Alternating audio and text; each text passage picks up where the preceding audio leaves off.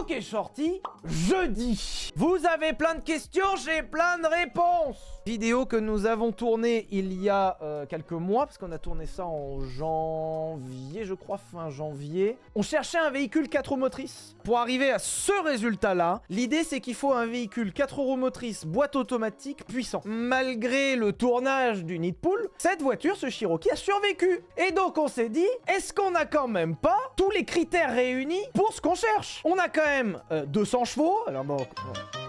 Oui, je vois que ça rigole dans le chat, ça va, c'est pas non plus, ça va. Boîte automatique, ce qui te permet de faire beaucoup de patinage dans la boîte automatique, ce qui te permet de mettre de la puissance sans tout arracher. Et en plus, véhicule 4 roues motrices. Donc 4 roues motrices, ce qui te permet... Alors ça, c'était un doute qu'avait Arthur. Est-ce que c'est vrai? Est-ce que c'est pas vrai? Je ne sais pas. Mais Arthur avait un énorme doute sur le fait que si on avait seulement 2 roues motrices, ça aurait peut-être fait burner le véhicule et on n'aurait peut-être pas passé la puissance au sol comme on voulait. À la base, au lieu de mettre les containers, je ne voulais pas des containers.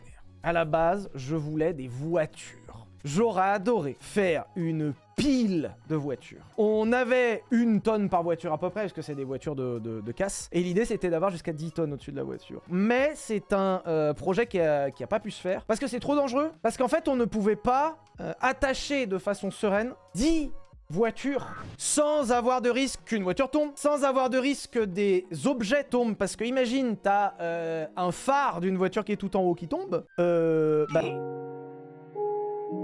on s'est posé la question à un moment d'entasser des ordures, genre des frigos.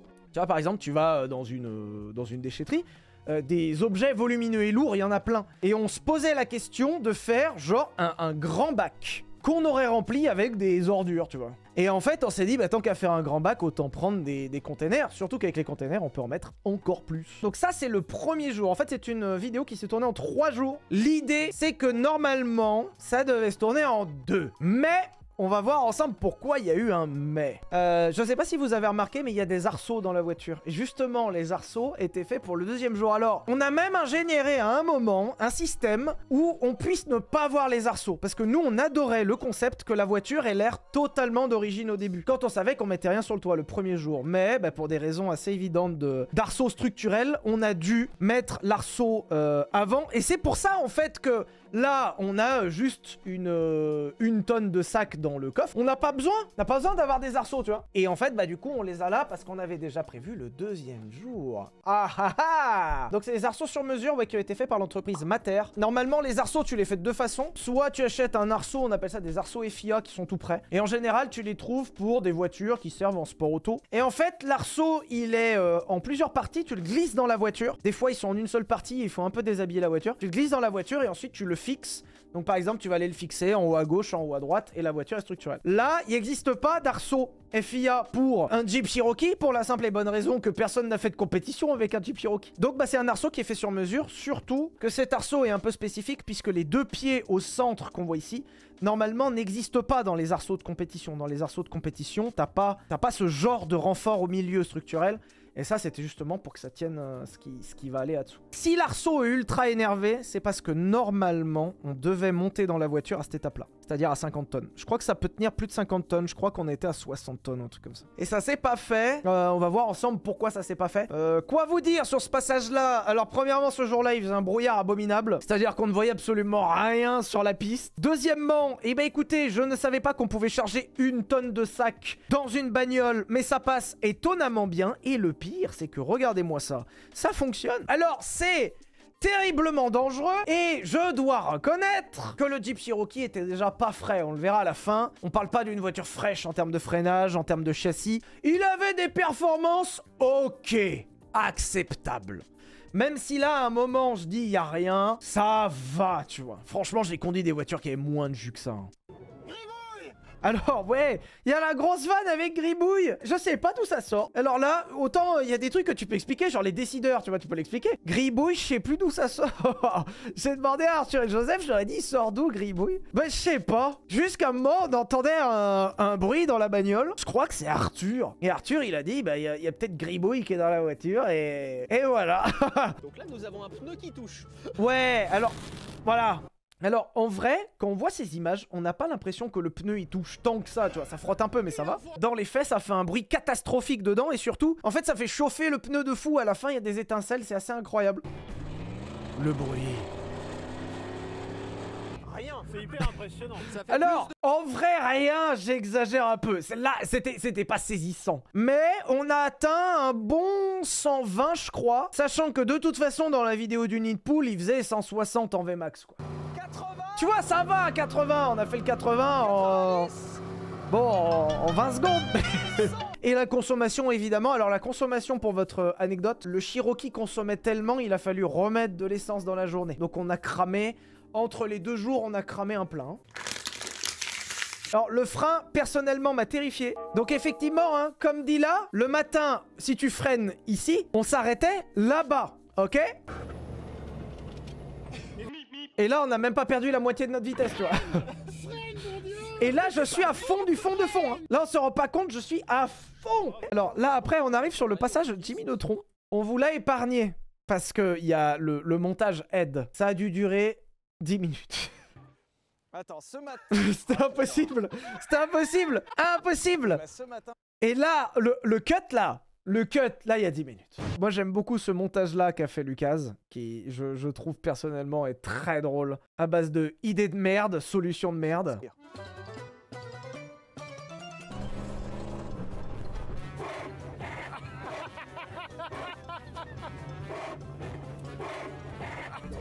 Ouais, alors ça te flingue les pneus quand même, hein. Et oui, et en fait, quand je lâchais le volant, on continuait à faire ça. En fait, si on est retourné rouler, c'est parce qu'on considérait qu'on n'avait pas assez d'images. Et on est retourné rouler, et à la base, on voulait y aller beaucoup plus fort. On voulait essayer genre un drift. C'est-à-dire, on voulait essayer vraiment de jeter le véhicule. Sauf que ce qui nous a retenu, c'est la sécurité. Comme quoi, de temps en temps. Le problème, c'est que il existe un risque qu'on se retourne. Ce qui en soi est pas très grave, parce qu'on a les ceintures et on a l'arceau. Et là, un tonneau simple, on serait pas fait mal. Le problème, c'est les sacs, comme vous dites dans le chat, évidemment. Les sacs qui déjà font 25 kilos chacun. Si tu fais un tonneau, le sac avec la force fait quoi? 1 tonne, tu prends ça sur la tête. Donc on s'est même posé la question à un moment de sangler les sacs pour faire en sorte qu'ils restent en place et qu'on puisse potentiellement faire des tonneaux. Le problème, bah, c'est que c'était super compliqué et c'est toujours pas très safe, tu vois. C'est vrai que le passage d'après, du coup, on se posait une question. On savait que charger uniquement la voiture ne suffirait pas. C'est-à-dire qu'on connaît les décideurs et décideuses qui suivent. On vous connaît. S'il n'y avait pas eu de remorque, vous auriez dit, il n'y a pas de remorque, c'est nul. Donc il nous fallait une remorque. Et pour Gribouille, Il est devenu méchant. Arthur et Joseph ont fabriqué ce coffre-fort qui était là pour encaisser les 4 tonnes à eau. Alors à la toute base, l'idée c'était juste de mettre les 4 tonnes à eau remplies. Le problème, c'est que bah, 1 tonne à eau, c'est pas très impressionnant. C'est pas impressionnant 1 tonne à eau. Et voilà, c'est une petite cage avec de l'eau dedans. Boum. Donc c'est pour ça qu'on s'est permis de fabriquer ça. Donc on a mandaté Arthur et Joseph de la Fabrique Auto sur une mission spéciale, fabriquer un coffre-fort géant. Pour votre anecdote, si le coffre fait cette taille-là, c'est uniquement parce qu'ils ont reçu les tubes de cette taille-là. Fin. Alors ça c'est une anecdote qui a sauté au montage. Au moment où on parle du coffre-fort sur la remorque, on parle de la pression des pneus. Du coup, ces pneus, les pneus du Jeep sont gonflés à 8 bars et les pneus de la remorque sont aussi gonflés à 8 bars. Les pneus ils sont écrasés de fou furieux hein, quand même. Hein, alors qu'il y a 8 bars de pression dedans. Et ils sont quand même écrasés. Alors, ce qui est également le plus fou, enfin, il y en a c'est un empilement de trucs fous. Tu peux foutre 8 barres dans un pneu, tu peux lui coller 5 tonnes, et tu peux lui faire prendre quasiment 100 km/h. Et le machin va très bien. Voilà, donc ils ont fait tout ça. D'ailleurs, anecdote qui a sauté également à ce moment-là, la clé qui est utilisée ici. Et on est sur une clé de... C'est marrant, j'ai les mêmes chez les portes chez moi. c'était la... Gribouille, nous avons dans... Alors on a gardé que la vanne de Gribouille parce qu'elle nous a beaucoup fait rire. Mais Joseph n'a pas le temps de finir sa phrase. Il dit normalement c'est la clé d'une porte de toilette. C'est pas une vanne. Ensuite donc là c'est Arthur qui conduit. Ah oui, non, faut mettre du gaz là. Fallait mettre un peu de gaz mais en vrai ça allait. Alors, par contre, un freinage.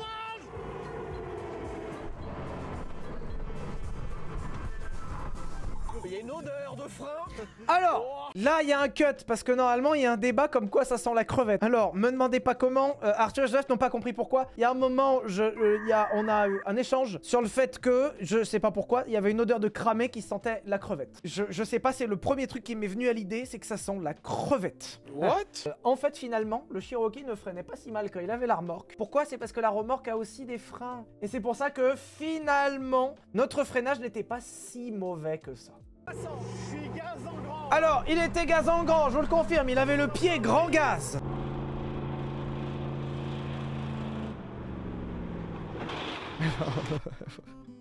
On a arraché tout le châssis. Heureusement qu'il était sanglé le coffre. Hein. Heureusement qu'il était sanglé. Hein. Oh, attends. Ah oui, par contre, alors, il y a une odeur là. Ouais, c'était... Oh, c'était l'enfer. Ça sent la crevette. Voilà, c'est resté... Le seul truc qu'il fallait pas casser, Voilà. on l'a peut-être cassé. C'est la structure. Voilà, alors, c'est resté... Alors, à la base, il y avait une digression un peu plus grande sur le sujet. Chiant. Chiant, parce qu'on avait déjà prévu que ça tienne en 2 jours. Cependant, nous avons arraché la moitié du châssis à l'arrière.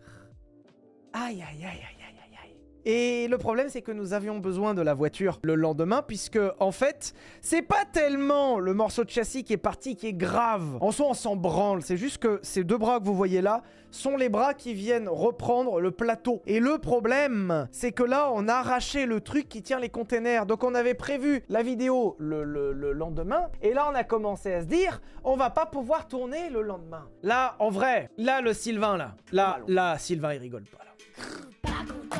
Ces singes là, il se dit merde, demain ça va être chiant. On a de la chance quand même. Alors, c'est vrai qu'on aurait pu se faire mal de ouf. Parce que là, en vrai, la remorque, elle passait sous la bagnole.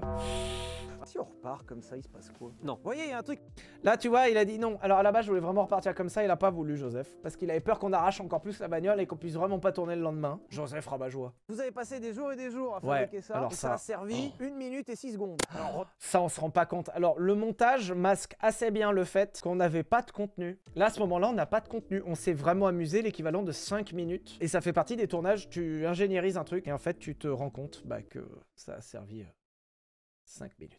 Alors voilà, ça y est. Les éléments de preuve. En fait, là, ce que vous voyez ici, c'est des morceaux de rouille. Donc là, vous avez une patte qu'on retrouve également de l'autre côté. Cette patte-là, et cette patte-là, donc c'est symétrique, fait partie du châssis. C'est-à-dire que c'est les morceaux de châssis.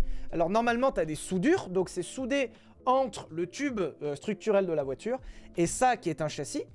Châssis sur lequel, vous voyez, l'attache remorque est pris. C'est-à-dire que quand ce véhicule était sur la route et qui tractait, c'était directement pris sur le châssis. Cette barre-là, c'est le châssis. Ça, c'est le châssis. Le châssis est tombé. C'est-à-dire que quand on arrive à arracher un morceau du véhicule comme ça, d'ailleurs on voit bien la rouille ici qui est dispersée en paillettes. Si vous avez la question est-ce que c'est dangereux, c'est dangereux. Alors, mine de rien, je pense que peut-être, j'attends des remerciements de la France directement. Cette voiture avait le contrôle technique valide quand on l'a acheté, il était vierge. Je ne dis pas que le contrôle technique était faux, c'est pas ce que je dis. Je ne veux pas rentrer dans un cadre de diffamation, je dis juste que ce véhicule avait passé le contrôle technique, c'est pour ça qu'on l'a payé relativement cher, et qu'il avait 1 semaine, le contrôle technique, et il était vierge. Peut-être que c'était les contrôleurs techniques Montagnier et fils, tu vois, Gilbert Montagnier et fils. Au moins, ce véhicule n'est plus sur la route. Donc attends, on avance un peu et on arrive effectivement à demain, hein, bonne nuit. lendemain. C'est véritablement le lendemain. ok. Pour l'anecdote, il a été envisagé que Arthur et Joseph passent la nuit sur la bagnole. Hypothèse qu'on a rapidement écartée parce que, encore une fois, l'idée c'est d'avoir des gens qui ont de l'énergie, qui sont contents d'être là. Quand ils ont passé une nuit complète à bosser sur un véhicule comme ça, c'est chiant. On a préféré laisser le travail à l'entreprise Mater qui avait fait l'arceau et qui a fait un super boulot. Et donc ils ont passé toute la nuit dessus. Montage merveilleusement fait par Lucas. Aïe aïe aïe, ça y est. Mater qui a réparé le véhicule, et comme vous voyez, on voit bien à l'arrière que du coup le châssis a repris sa place, est revenu à la place du châssis. Du coup, pour les arceaux, alors pourquoi on l'a fabriqué comme ça? Pourquoi on a demandé à le fabriquer comme ça? Puisque l'idée était qu'on puisse monter à l'intérieur quand les containers sont vides, mais aussi de pouvoir monter à l'intérieur quand les containers sont pleins. Et c'est ça le truc, c'est qu'à la base, on voulait vraiment monter avec les containers pleins. Alors, on se rend pas compte. Peut-être que vous l'avez pas, peut-être que vous l'avez. D'ailleurs, on a un très beau plan. En fait, quand on était autour de la voiture et qu'on voyait les containers, il y avait des bruits catastrophiques en permanence. C'est-à-dire qu'il y avait que des bruits de métal qui craquent. Tout le temps, tout le temps, tout le temps, tout le temps. 2, ça faisait super peur. Je sais pas si vous l'avez ressenti. Mais en fait, le problème, c'est que tu te dis, il y a un truc qui pète, c'est fini. Parce qu'en plus, là, on a des AOE. On a des zones, des aréas, tu vois, où ça peut taper. Si ça tombe, t'as des tonnes qui tombent. Donc là, vous remarquez qu'on faisait en sorte, quand on était à pied, on faisait toujours en sorte de rester dans cette zone-là devant, vraiment perpendiculaire. Parce que l'idée, c'est que si ça tombait sur les côtés ou derrière. Donc, on est rarement sur les côtés ou derrière. Là, alors... Même en mettant simplement les conteneurs, on a commencé à voir que la voiture se plie et la voiture commençait à se plier. Là d'ailleurs ça se voit, en vrai on voit la caisse qui a un peu plié en fait à l'arrière. Alors ça s'est pas remarqué parce que du coup c'est pas resté au montage. En fait ce tuyau là, c'était un niveau pour savoir où était rempli le conteneur. Parce que ce conteneur, le numéro 1, il a été étanchéifié. Il a été étanchéifié pour pouvoir le remplir d'eau juste après. J'ai rarement eu aussi peur dans un tournage. Premier degré, j'étais pas rassuré. C'est, je pense, en vrai c'est peut-être celui qui m'a fait le plus peur. Le problème, c'est pas de claquer. Parce que, alors, spoiler, ça nous arrivera forcément un moment. Le problème, c'est que si ça tombe, et que ça te tombe sur la gueule, il y a moyen que tu te fasses juste très très mal. Et ça, c'est chiant. Claquer, tu claques d'un coup, tu sais, ça fait paf. C'est fini, t'as même pas pu le voir. Là, c'est un truc à se faire juste super mal. Arthur était turbo serein. Arthur, qui est beaucoup plus dans la mécanique et qui a vu comment était fabriqué l'arceau, était beaucoup plus serein parce que lui, il sait ce que peut encaisser un arceau comme ça. Alors, ouais... Là, on faisait des wheelings. C'est terrifiant. Ouais, ça fait super peur. Alors, sans la remorque, je pense qu'on aurait béné. Sans la remorque, je pense qu'on passait en arrière. C'est... Voilà. Oh, ça a craqué là-haut. Et quand t'as le craquement qui est au-dessus de ton oreille, là, au-dessus du crâne, en vrai, c'est relou. En vrai, quand t'as le craquement qui est juste au-dessus de ta tête, en vrai, ça fait un peu peur. En vrai, tu te dis, putain, si ça craque, on a vraiment l'air con. Hein. Il y a un truc que j'aime beaucoup à ce moment-là, que je sais pas s'il y a des gens qui l'ont remarqué. En fait, là, les containers sont tellement en arrière, et comme on fait wheeling, si tu regardes bien, la roue avant gauche, elle burn. En fait, elle burn parce qu'elle touche plus trop le sol. Regarde. T'as du burn à l'avant. Bruit du pneu d'air. Oh là, c'était...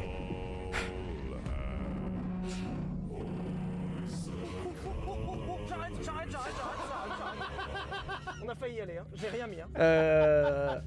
Voilà. Je fais souvent le malin. Là, premier degré, hein. Là, je faisais pas le gars. Hein. Là, les coucougnettes, elles étaient rentrées. Hein. Bah, le coup de volant, en fait, c'est ouf parce que à la base, le volant ne faisait rien. Ça faisait un gros moment que le volant ne faisait que dalle. Et il y a un moment, je sais pas, j'ai dû passer un degré de volant spécifique. Ça aurait dû durer plus longtemps. Parce qu'à la toute base, on voulait se retourner.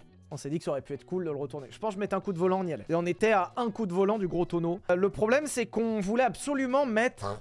l'eau là-haut pour avoir le titre. Pour avoir le titre, est-ce qu'on peut mettre 100 tonnes sur une caisse? Et le problème, c'est que si on renversait la bagnole, bah on n'aurait pas pu mettre l'eau dedans. À basse vitesse, je pense qu'on serait pas fait mal. Tu te mets en position de sécurité, tu mets les bras comme ça, je pense qu'on serait pas trop fait mal. Avec les containers, ça te plaque au sol, ça aurait claqué. Mais le problème, c'est qu'on avait besoin de la voiture le lendemain. Et normalement, et c'est avec ça que je venais vers vous, on commence à remplir le premier container d'eau. Donc le premier container a été étanchéifié pour pouvoir tenir les 32 mètres cubes, pour pouvoir tenir les 32 tonnes. À la toute base, le 50 tonnes, c'était container numéro 1, container numéro 2. On ne devait monter dans le véhicule que pour le container numéro 1. Si on remplissait le container numéro 2, donc on arrivait à 64 tonnes à peu près, là on serait pas monté dedans. C'est-à-dire que notre limite c'était un container. On a reculé, on n'a pas voulu, pour la simple et bonne raison que on a vu que l'arceau en entier commençait à bouger en fait. On a vu que tout commençait à bouger, ça se voit d'ailleurs. Hein. On a des plans où le machin il se met à bouger.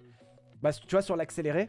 Alors c'est normal hein, évidemment, hein. Tu mets 60 tonnes sur la bagnole, évidemment que ça bouge. Alors déjà que le container devait pas fuir, donc sachez... Ouais, alors du coup, vous saurez, un container, ce n'est pas fait pour être rempli d'eau. En fait, dès que tu le remplis d'eau, le container, il gonfle et il craque. Voilà, donc normalement, hein, c'était censé tenir. Normalement, il n'y a pas une goutte d'eau qui devait arriver par terre.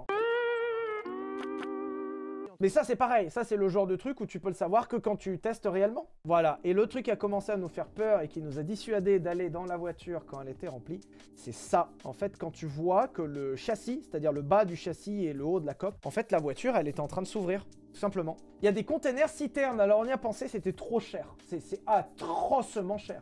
Je crois que c'est 5000 balles par container qu'on a mis. Un container citerne, je crois que c'est 10 fois plus. Hein. On y a pensé un moment, on a même pensé à un silo à grains. Pareil.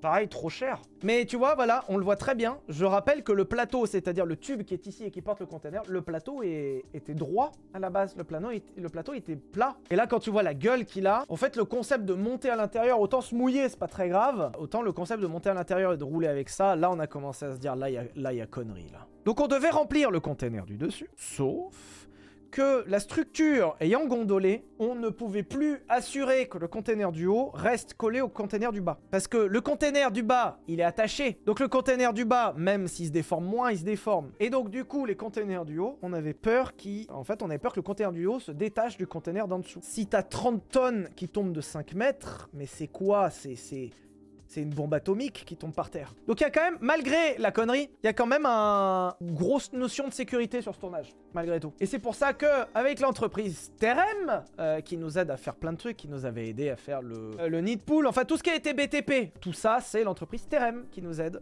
qui fait du travaux publics. On en parlait avec le boss qui s'appelle Loïc. Il était dégoûté tout comme nous. Alors ce qui est incroyable sur ces tournages, les gens avec qui on traite ont autant envie que nous de voir le résultat. C'est pour ça que quand on voit qu'on n'y arrive pas, t'as le directeur de la boîte en personne qui dit « Merde, ça me fait chier qu'on n'y arrive pas, je vais te trouver une solution. » Alors en général, Loïc, on le voit un peu plus loin à un moment dans la vidéo. En général, Loïc, les interactions qu'on a avec lui, c'est pas compliqué. C'est, on l'appelle en lui disant « J'ai une idée, je veux ça. » Attends, je vous le refais. Il est comme ça et il dit « Ok, je réfléchis, je regarde, je te rappelle. » Et normalement, dans les 30 minutes, t'as une solution. Donc le Jeep qu'on a dû retransporter encore un autre jour. Donc du coup, c'est le 3e jour. Et c'est en fait un chantier sur lequel ils sont. Et c'est un chantier sur lequel il y a déjà des gravats. Donc c'est-à-dire que tu peux avoir accès à beaucoup de gravats sans transport supplémentaire. Donc ça fait des économies aussi bien en termes d'argent que de travail que de pollution. Et donc on a utilisé un véhicule qui était également sur place pour remplir de remblai. Et ça, c'est du remblai qui est plus dense que l'eau. Ce qui faisait que, pareil, normalement, si on cumulait container numéro 1 et container numéro 2, on arrive aux 100 tonnes. Effectivement, nous n'avons pas atteint les 100 tonnes. C'est horrible, on a dû être à 70 tonnes, je dirais, à peu près. Quel menteur, celui-là. T'es vraiment menteur, mon gars. Alors effectivement, ça c'est pas un truc qui aurait dû rester au montage. On regarde au montage pour des raisons de compréhension. On s'est dit pourquoi pas. En fait, on a dû le mettre sur des poutres en bois qu'on voit ici. Parce qu'en fait, à cause de l'expérience d'avant, il s'était trop tordu. C'est le seul problème, c'est qu'il tenait plus droit par terre le truc. Donc là, on remplit. Donc il avait été ouvert en haut pour l'occasion. Et c'est à partir de là qu'on commence à avoir le croustillant. Là, on a du coup sur la gueule, 60-70 tonnes. Et ça se voit, hein, le machin, il est ras la gueule. Notez que les pneus tiennent encore, mais tu vois la structure qui, à l'étape d'avant, ne touchait pas par terre. La structure, là, carrément, elle en appuie par terre, tellement il était cuit le truc. Ça tient vachement bien, hein. On aurait pu vraiment monter dedans, en fait, la dernière fois. Ah bah même maintenant, hein. J'adore la synchro.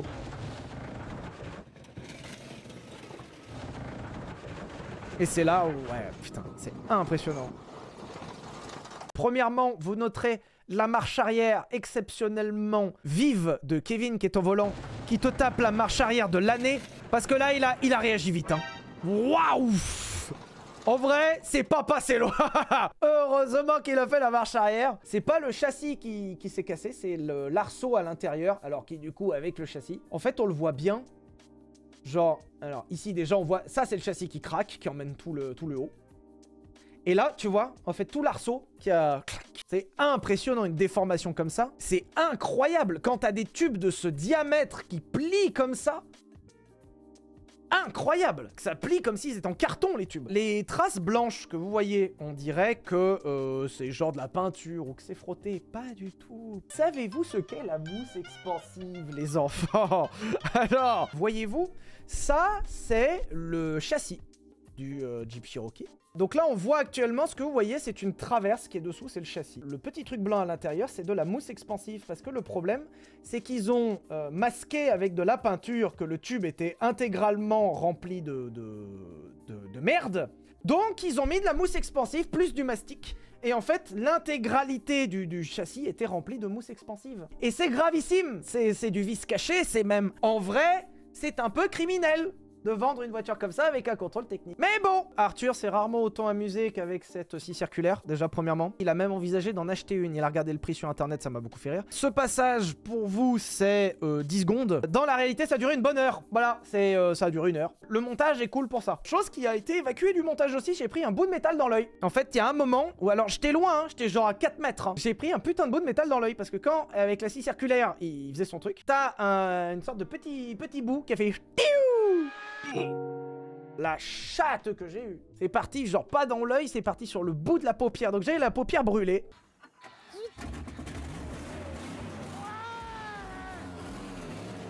Toute cette scène, c'est du montage. D'accord? Ok? Alors, c'est pas du montage parce que ça n'existe pas, mais regardez bien. Entre cette scène-là, qui se passe, regardez le soleil, le matin, et cette scène-là, qui se passe en fin d'après-midi. Entre la scène du matin et la scène de la fin d'après-midi, il y a peut-être 4 heures qui se sont déroulées. Il est possible que lorsque le Cherokee se soit retourné juste avant, on ait perdu les clés. En fait, on avait enlevé les clés du Neyman, on l'avait posé sur le tableau de bord, et quand il s'est retourné, les clés, elles ont volé.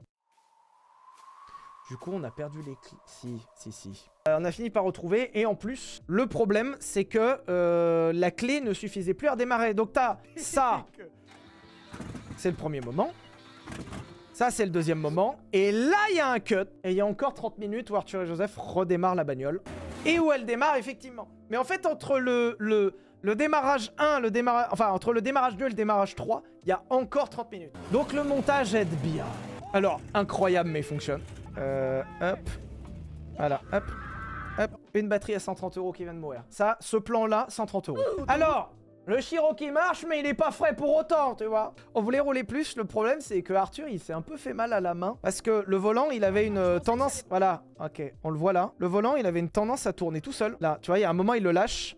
Et le volant, il met des grands coups. Il fait là. Et en fait, il y a un moment, il a laissé sa main. Et sa main s'est coincée dans l'arceau. Il s'est fait super mal à la main.